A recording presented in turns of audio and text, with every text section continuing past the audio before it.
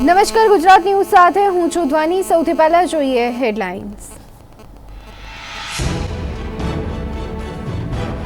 PM મોદીએ પશ્ચિમ બંગાળમાં કર્યું હવાઈ નિરીક્ષણ। ₹1000 કરોડની મદદની કરી જાહેરાત। આરબીઆઈએ ફરી આપી રાહત। ઈએમઆઈની છૂટની સ્કીમ ઓગસ્ટ સુધી ચાલુ રહેશે। અમરેલીમાં સાવરકુંડલામાં બાળકી પર થયો બળાત્કાર। ભાવનગરના પંથકમાં તીડનું ઝુંડ ઉતરી આવ્યું। ખેડૂતોમાં ચિંતા। અને એર ઇન્ડિયા સહિત તમામ એરલાઇન્સે બુકિંગ શરૂ કર્યું।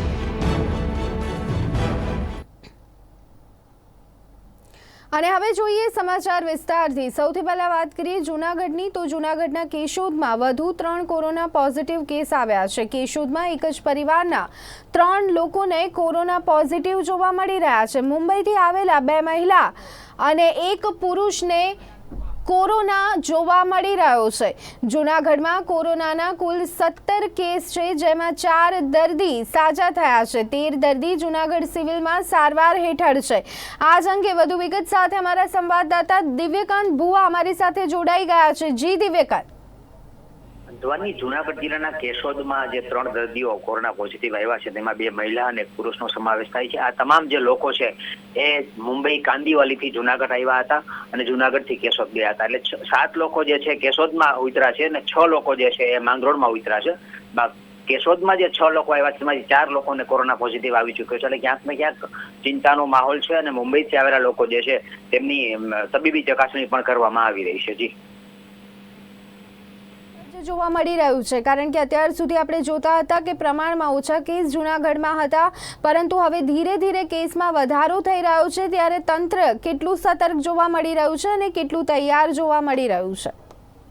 તંત્ર દ્વારા તમામ પ્રકારની ગોઠવણ તો કરવામાં આવી છે, પરંતુ બહારથી જે લોકો આવે છે મંજૂરી લઈને, એ લોકોની જ્યારે અહીંયા આવ્યા પછી મેડિકલ ચકાસણી થાય ત્યારે કંઈ પણ કોઈ રિપોર્ટ આવતો નથી અને જ્યારે તે લોકોમાં લક્ષણો દેખાય ત્યારે જે રિપોર્ટ છે પોઝિટિવ આવે છે। એટલે ક્યાંક ને ક્યાંક ચિંતાનો વિષય તંત્ર માટે પણ છે। બહારથી આવતા તમામ લોકોને હોમ ક્વોરન્ટાઇન પણ કરવામાં આવે છે। તેમ છતાં આ દર્દીઓ જ્યારે પોઝિટિવ આવે ત્યારે આજુબાજુના વિસ્તારને પણ કન્ટેનમેન્ટ ઝોન જાહેર કરવો પડે। એટલે ક્યાંક ને ક્યાંક તંત્રની જવાબદારી છે એ ખૂબ વધી ગઈ છે અને આવનારા દિવસોમાં હજુ પણ તંત્ર માટે દોડધામ ચાલુ રહે તેવી શક્યતાઓ છે।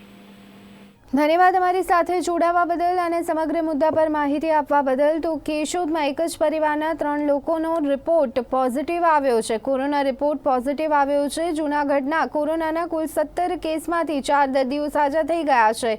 13 દર્દી જૂનાગઢ સિવિલમાં અત્યારે હાલ સારવાર મેળવી રહ્યા છે। કેશોદમાં વધુ 3 કોરોનાના પોઝિટિવ કેસ નોંધાયા છે।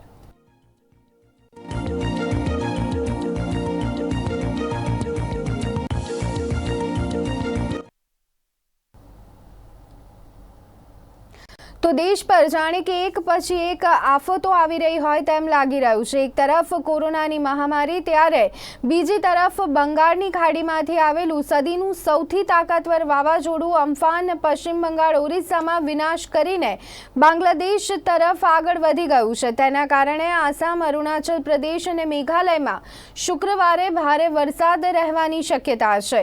પશ્ચિમ બંગાળમાં મૃતકોની સંખ્યા 76 જેટલી થઈ ગઈ છે। તેમાંથી 19 લોકોના મોત તો કોલકાતામાં જ થયા છે। વડાપ્રધાન નરેન્દ્ર મોદી આજે કોલકાતા પહોંચ્યા હતા અને તેમણે હવાઈ નિરીક્ષણ પણ કર્યું હતું। વડાપ્રધાન નરેન્દ્ર મોદી દિલ્હીથી કોલકાતા પહોંચ્યા હતા। પીએમ મોદીએ મુખ્યમંત્રી મમતા બેનર્જી સાથે હવાઈ નિરીક્ષણ કર્યું હતું। પીએમ મોદીએ અમ્ફાનથી થયેલા નુકસાનની માહિતી મેળવી હતી। હવાઈ સર્વે કર્યા પછી વડાપ્રધાન મોદીએ કેન્દ્ર તરફથી બંગાળને ₹1000 કરોડની મદદ જાહેર કરી છે। પીએમ મોદીએ મૃતકોના પરિવારજનોને ₹2 લાખની સહાય તેમજ 50,000ની સહાયની જાહેરાત ઈજાગ્રસ્તો માટે કરી છે। करनी पड़ी है, लेकिन उसके बावजूद भी ममता जी के नेतृत्व में राज्य सरकार ने भरसक प्रयास किया है। भारत सरकार ने भी लगातार उनके साथ रह करके इस संकट की घड़ी में जो भी आवश्यक, जो एडवांस में करने योग्य था, जो उसी समय करने का योग्य था और जो आगे दिनों के करने की आवश्यकता है, उसको भी पूरा करने का हम प्रयास करेंगे। आज समग्र देश को जिनके लिए गौरव है, ऐसे राजा राम मोहन राय जी की जन्म जयंती है। और उस समय मेरा पश्चिम बंगाल की इस पवित्र धरती पर होना मेरे मन को छूने वाली बात होती है। लेकिन संकट की घड़ी से हम जूझ रहे हैं, तब मैं तो इतना ही कहूँगा कि राजा राम मोहन राय जी हम सबको आशीर्वाद दें, ताकि समयानुकूल समाज परिवर्तन के जो उनके सपने थे उनको पूरा करने के लिए हम मिल बैठ करके, मिलजुल करके एक उज्जवल भविष्य के लिए, भावी पीढ़ी के निर्माण के लिए समाज सुधार के अपने कामों को निरंतर जारी रखेंगे और वही राजा राम मोहन राय जी को उत्तम श्रद्धांजलि होगी।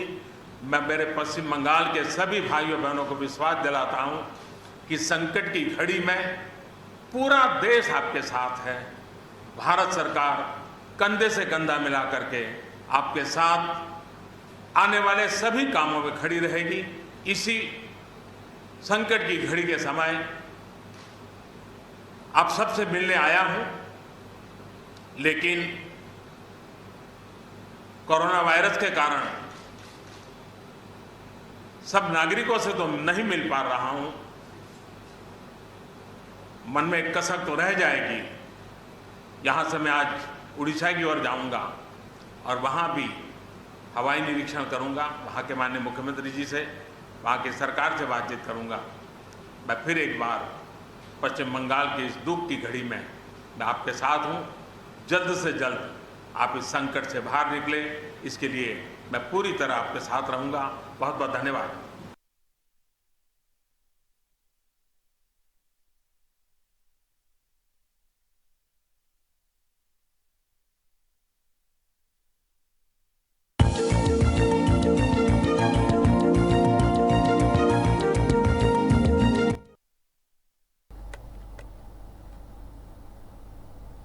રાજધાની દિલ્હીના ઘણા વિસ્તારમાં ધીમે ધીમે બજાર ખુલી રહ્યા છે। લોકો પણ પોતાની જરૂરિયાત પ્રમાણે ખરીદી કરવા નીકળી રહ્યા છે।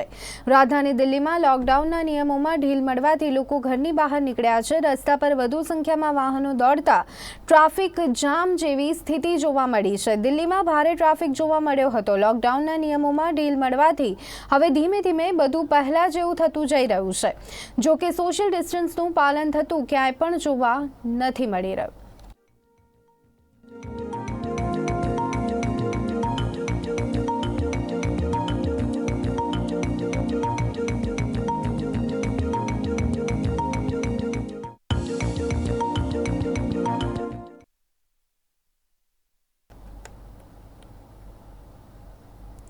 કોરોનાના પગલે લોકડાઉન કેન્દ્ર સરકાર દ્વારા જાહેર કરવામાં આવ્યું હતું, જેના પગલે પાટા પરથી ઉતરી ગયેલી અર્થવ્યવસ્થાને પાટે ચડાવવા માટે કેન્દ્ર સરકાર દ્વારા 20 લાખ કરોડ રૂપિયાનું આત્મનિર્ભર પેકેજ જાહેર કરવામાં આવ્યું છે।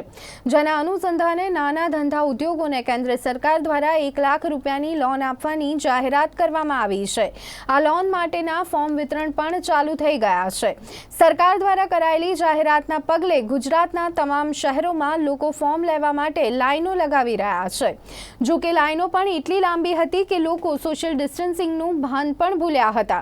અત્રે ઉલ્લેખનીય છે કે તમામ કામ ઓનલાઈન કરવા માટેનો આગ્રહ રાખતી સરકારે લોન માટેના ફોર્મ મેન્યુઅલ બેંકો દ્વારા આપવાની જાહેરાત કરી છે, જેની સામે અનેક સવાલો પણ ઉઠી રહ્યા છે।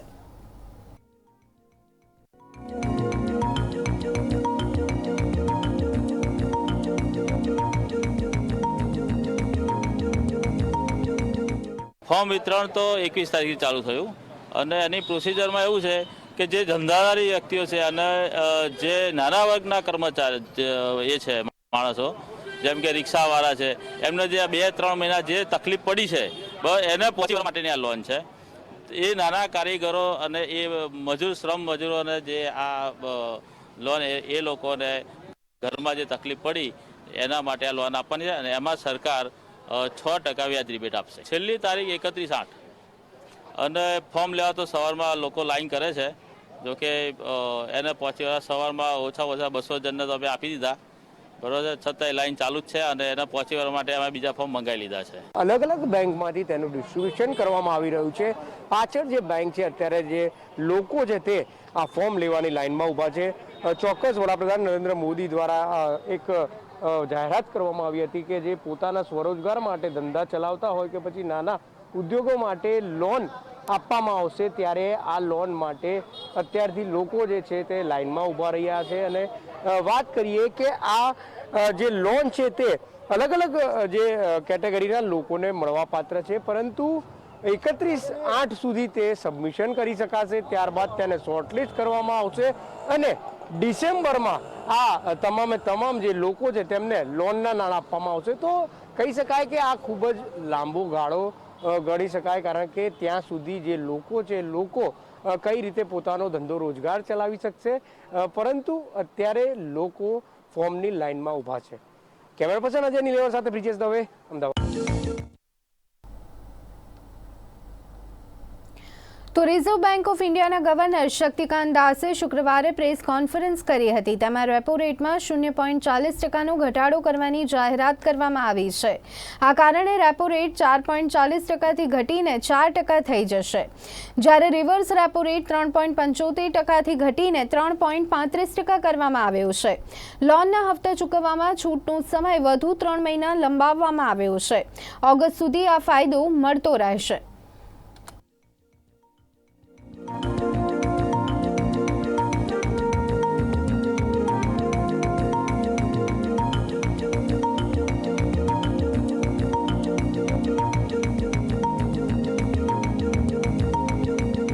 Let me now turn to the domestic developments. Domestic economic activity has been impacted severely by the 2 months lockdown. The top 6 industrialized states in India that account for 60% of our industrial output are largely in the red and orange zones. High frequency indicators point to a collapse in demand beginning in March 2020 across both urban and rural segments. Electricity and petroleum consumption, which are indicators of day-to-day demand, have plunged into steep declines. The double whammy in terms of losses of both demand and production has in turn taken its toll on fiscal revenues. Investment demand has virtually been halted by a decline of 36% in the production of capital goods in March, which was coincident with a contraction of 27% in imports of capital goods in March and 57.5% in April. This is also evident in a fall of 91% in finished steel consumption in April and 25% shrinkage in cement production during March. The biggest blow from COVID-19 has been to private consumption, which accounts for about 60% of the domestic demand. The production of consumer durables fell by 33% in March 2020, accompanied by a 16% decline in output of non-durables. Similar indications are reflected in surveys of the fast-moving consumer space also. In the production sectors, industrial production shrank by close to 17% in March, with manufacturing activity down by 21%. The output of core industries, which constitutes about 40% of overall industrial production, contracted by 6.5%. In conformity, the manufacturing PMI for April recorded its sharpest deterioration to 27.4, spread across all sectors. The services PMI plunged to an all-time low of 5.4% in April 2020. Amidst this encircling gloom, agriculture and allied activities have, however, provided a beacon of hope on the back of an increase of 3.7% in food grain production to a new record. A ray of hope also comes from the forecast of normal southwest monsoon by the India Meteorological Department. By 10th May 2020, up to which the latest information is available, Kharif sowing was higher by 44% compared to the last year's acreage. Rabi procurement is in full flow in respect of oilseeds, pulses, wheat, benefiting the bumper harvest. These developments will support farm incomes, improve the terms of trade facing the farm sector, and strengthen food security for the country. Going forward, these would also have a salutary effect on food price pressures. The inflation outlook has become complicated by the release of partial information on the consumer price index by National Statistics Organization, obscuring a comprehensive assessment of the price situation. From the incomplete data that have been made available, food inflation, which had eased in January, from its January 2020 peak for next 2 months, that is during February and March. Now suddenly they have reversed and surged to 8.6% in April as supply disruptions took their toll, immune to the ongoing demand compression. Prices of vegetables, pulses, oilseeds, milk and cereals emerged as pressure points. In the external sector, India's merchandise exports and imports suffered their worst slump in the last 30 years as COVID-19 paralyzed world production and demand. India's merchandise exports plunged by 60.3% in April, while imports contracted by 58.6%.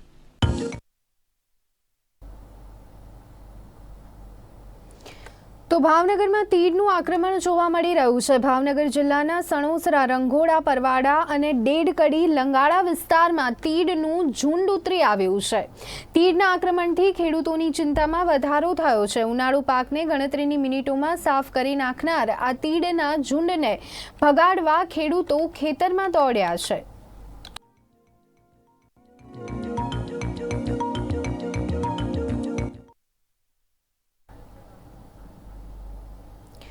તો અમરેલીમાં બાળકી પર બળાત્કારની ઘટના સામે આવી છે. અમરેલી જિલ્લામાં 3 વર્ષની બાળકી સાથે દુષ્કર્મની ઘટના સામે આવી છે. ખાસ કરી અને આ ઘટના સામે આવતા ચકચાર મચી જવા પામ્યો છે. 3 વર્ષની માસૂમ બાળકીને નરાધમોએ પીંખી નાખી છે.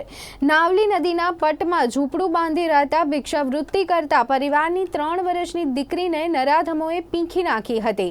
સાવરકુંડલા તાલુકાના મોટા ઝિંઝોડા ગામ ખાતે લઈ જઈ અને બાળકી સાથે દુષ્કર્મ આચર્યું હતું અને બાદમાં બસ સ્ટેન્ડમાં ફેંકીને તેઓ ફરાર થઈ ગયા હતા. વહેલી સવારે ગામ લોકોની અવરજવર શરૂ થતાં લોહીલુહાણ હાલતમાં બાળકી નજરે પડતા પોલીસ અને 108ને જાણ કરવામાં આવી હતી. ત્યારે પોલીસે દુષ્કર્મની ફરિયાદ નોંધીને આરોપીને પકડવા માટે નાકાબંધી કરી હતી. તો એસપી દ્વારા અલગ અલગ ટીમ બનાવી નરાધમને પકડવાની કવાયત હાથ ધરવામાં આવી હતી.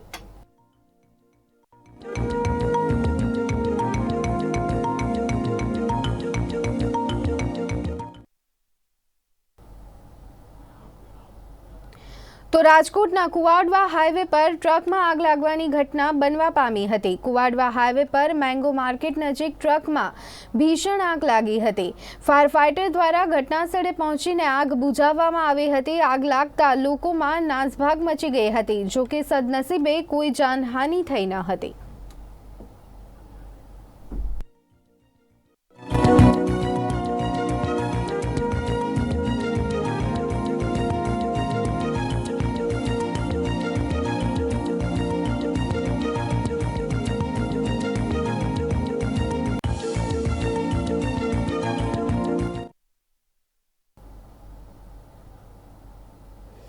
તો સુરત શહેરમાં લોકડાઉન વચ્ચે પણ ફાયરિંગ અને હત્યા જેવી ઘટનાને લઈને લોકોમાં ભય જોવા મળી રહ્યો છે. કેટલાક અજાણ્યા શખ્સોએ એક યુવકની કરપીણ હત્યા કરી દેતા ચકચાર મચ્યો હતો. ઉધના વિસ્તારમાં વહેલી સવારે બનેલી ઘટનાને પગલે સ્થાનિક પોલીસની ટીમ ઘટનાસ્થળે પહોંચી હતી અને આગળની કાર્યવાહી હાથ ધરી હતી.